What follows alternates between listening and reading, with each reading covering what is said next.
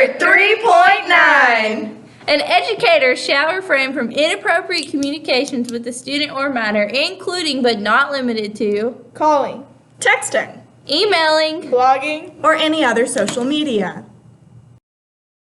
In Standard 3.9, I had sections A and B. Section A, the nature, purpose, timing, and amount of communication with the student. B, the subject matter of the communication. For Section A, it states, or I feel like it communicates, clear purpose for communication with the student, appropriate time of day, and make your communication short and sweet. Don't overdraw anything and don't make the conversation longer than it has to be. For Section B, make sure your communication is relevant to the schoolwork. Don't gossip or talk about any other unschool-related things. The article I found was about a teacher at Waller Junior High.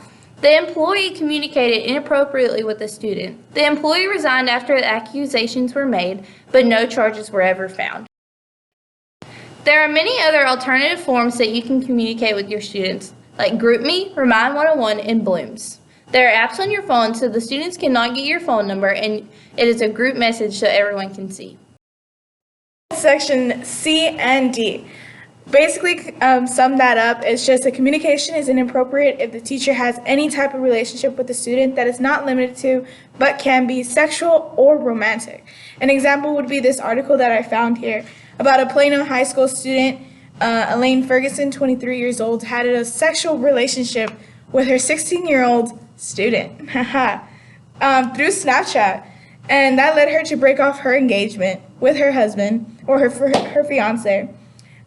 Ferguson was having sex with the student, and this led to the case having her to deactivate all her social media accounts, not using the internet, and wearing a monitoring device. Some alternative ways that you can communicate with your student would be not to use Snapchat. I covered sections E and F, whether the communication was sexually explicit, and communication involved discussions of the sexual attractiveness, activities, preferences, or fantasies of either the educator or student. An example for these sections, I have found an article about a woman named Kylie Rexanne Modisette. A Texas Ranger has arrested a Huntington ISD teacher accused of sending nude photos to her 14-year-old former student. Kylie Modisette, 28, is charged with a Class A misdemeanor for distribution of harmful material to a minor. The affidavit tells us that this event occurred on April 4th when Huntington ISD police contacted Ranger Travis Brazil on this date requesting assistance with the investigation. Ranger Brazil discovered that Modisette had been sending nude photos to her 14-year-old former student through Snapchat in December. The boy had deleted the photos from his phone, but not before his friends screenshotting the images.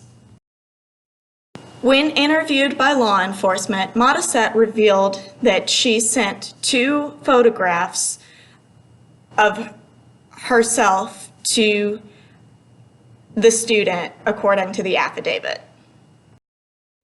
Ranger Brazil obtained a warrant for Modisette's arrest, and Modisette was booked into the county jail and has posted a $1,500 bail.